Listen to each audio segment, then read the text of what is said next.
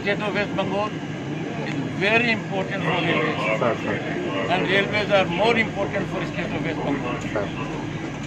Our railway minister Piyush Goyal is doing much for us, and that will transform the area. I have no doubt about it.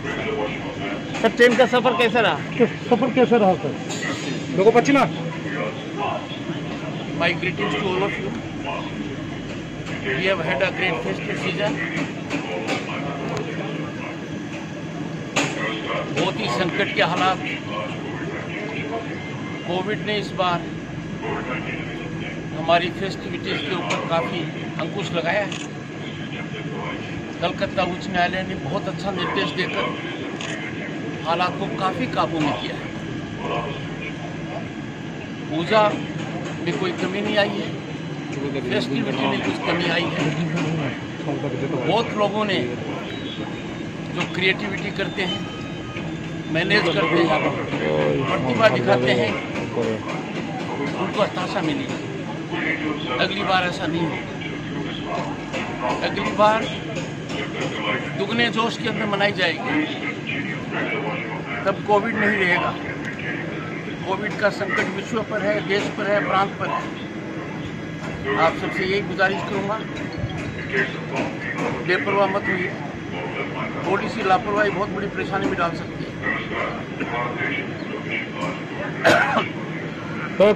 मैं मेरी north Bengal की यात्रा को एक pilgrimage मान रहा हूँ।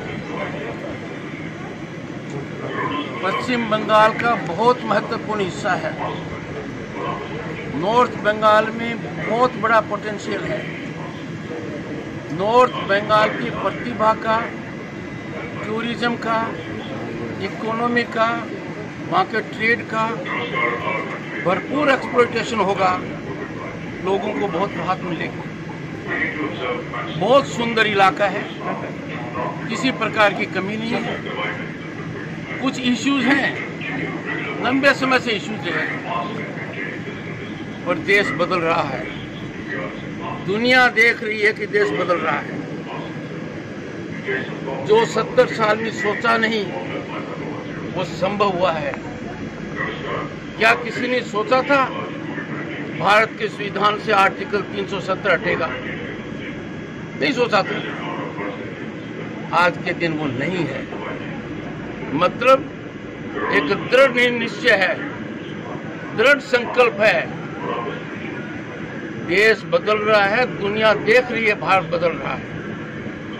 We must always keep our nation first. और नॉर्थ बंगाल की भी जो कुछ समस्याएं हैं, उनका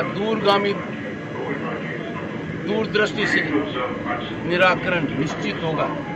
मेरे मन में कोई शंका नहीं। जो गोरखालैंड का डिमांड है, उसके बारे में आपका क्या ख्याल है? मेरी बात तो सुनने पहले। यदि अगर आप पत्रकार होकर एक सकारात्मक धारा को नहीं समझेंगे, इतनी बड़ी बात को यदि आप नहीं समझते कि 370 के बारे में कल्पना की थी, सोचा था कभी? कहते थे नहीं होगा, हुआ, दुनिया ने देखा और गले से आसानी से उतर गया। राम मंदिर के बारे में कितनी भ्रांतियां थी, कितने मुद्दे उठाए जाते थे। सुप्रीम कोर्ट का निर्णय एक मत से हुआ कि नहीं हुआ?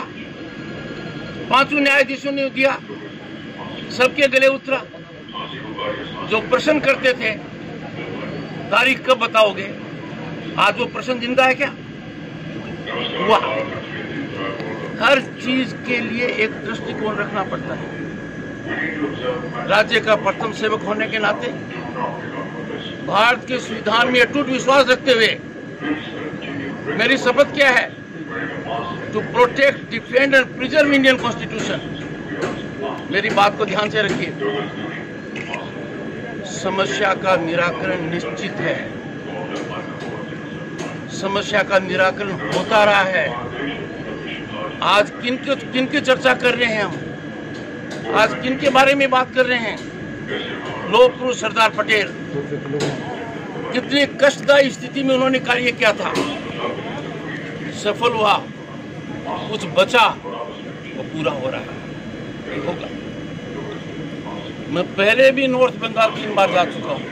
पर दार्जिलिंग पहली बार जा रहा हूँ। दार्जिलिंग जाना पश्चिम बंगाल के राज्यपाल का दूसरी जगह जाना नहीं है। दार्जिलिंग में पश्चिम बंगाल के राज्यपाल का राजभवन है। मैं मेरे एक कार्यालय से दूसरे कार्यालय में जा रहा हूं। That is why I call it a constitutional pilgrimage to North Bengal, which is very, very important part.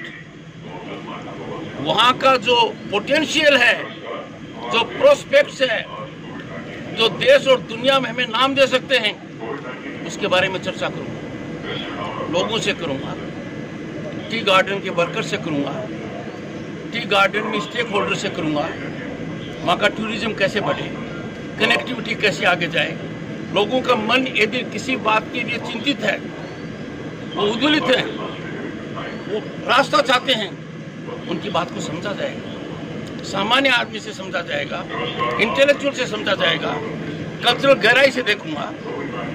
Chancellor होने के नाते बहुत से विश्वविद्यालय हैं, उनके वाइस चांसलर से चर्चा करूंगा। मैं बहुत बड़ी उम्मीद, तैयारी और होमवर्क के साथ जा रहा हूँ। And I am very sure about it, things will change. ऐसा कोई कदम देश और प्रांत में नहीं हो सकता जो रूल ऑफ लॉ के खिलाफ है, जो संविधान के विपरीत है। क्यों? यदि अगर आप कानून के खिलाफ काम करेंगे, संविधान के खिलाफ काम करेंगे, तो देश और प्रांत में डेमोक्रेसी खतरे में पड़ जाएगी। राज्य का प्रथम सेवक होने के नाते पहले हाथ जोड़कर गुजारिश करता हूं सबसे, खास तौर से सरकारी अधिकारियों से, बड़े सरकारी अधिकारियों से, प्लीज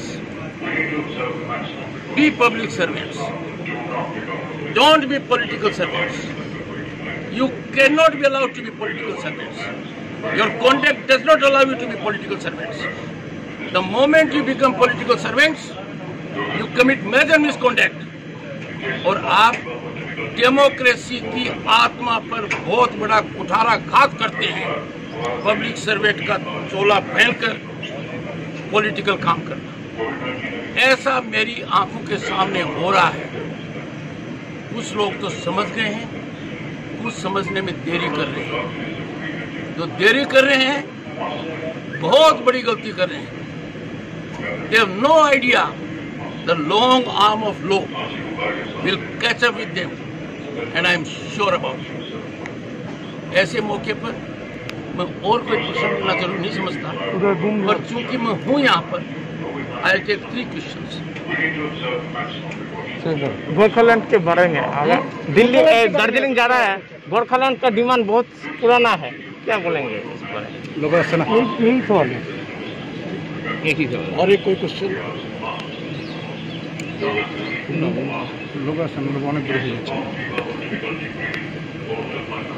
देश के अंदर 70 साल में मैंने कहा बहुत बड़ी बड़ी समस्याएं रही।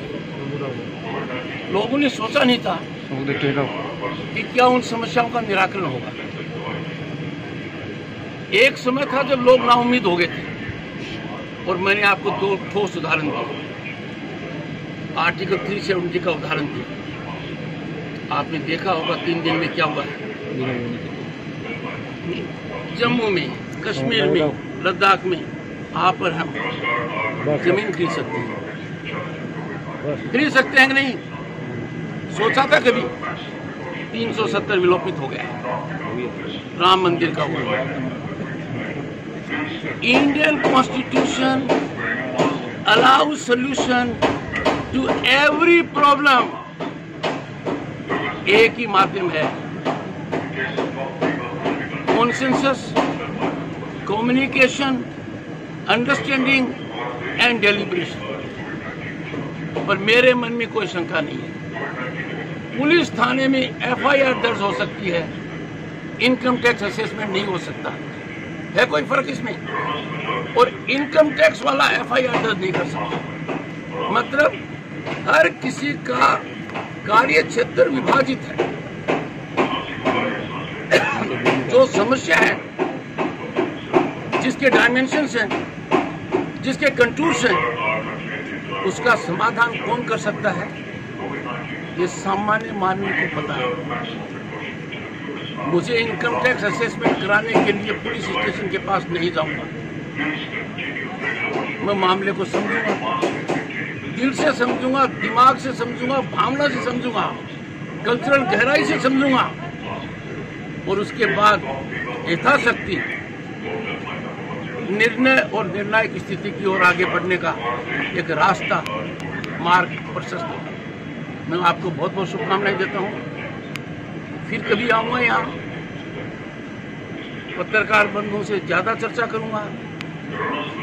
एक बात आप हमेशा ध्यान रखिए, आप अपने प्रथम सेवक से कुछ भी प्रश्न पूछ सकते हैं, पूछते रहते हैं, टिप्पणी करते रहते हैं।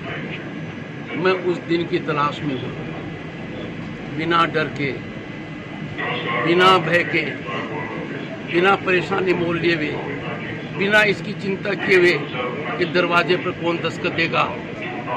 क्या ये प्रश्न आप पूछ पाएंगे जिनसे आप पूछना चाहते हैं? जिस दिन वो होगा, मुझे राजनीति के अंदर और डेमोक्रेसी में एक सुधारवादी बातें नजर आएंगी। जिस इलाके में मैं बैठा हूँ, मेरे लिए चिंता का कारण है।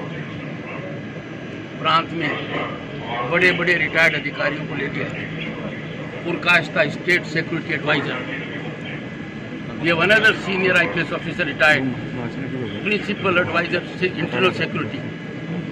क्या हो रहा है? कहाँ तंत्र है? अलकायदा पांव फंसा रही है, अरेस्ट हो रहे हैं। जो बाहर अरेस्ट हो रहे हैं उनके कारतंत्र यहाँ से मिले हुए हैं। बताइए, कोई सप्ताह गुजरता है जब इलीगल बम मेकिंग के यूज से किसी की मौत न हुई हो, किसी घटना में फ्रीली बम नहीं फैलाए जाते? निकलता है क्या? कोई सप्ताह निकलता है जब बर्बरता का तांडव नृत्य नहीं दिखाई देता हो, पॉलिटिकल किलिंग्स का? ये सब रुकना होगा। मैं जनता को नाउम्मीद नहीं कर सकता कि we can't of fair polls, we shall of fair polls. Come what may we will of fair polls, we will of violence free polls. अब ऐसी स्थिति नहीं करने देंगे कि सरकारी वाहन, सरकारी दफ्तर, चाहे पुलिस स्टेशन हो, राजनीतिक काम के लिए उपयोग में नहीं ला जाएगा। मालदा থেকে সুমিত ঘোষের রিপোর্ট, বেঙ্গল জি নিউজ।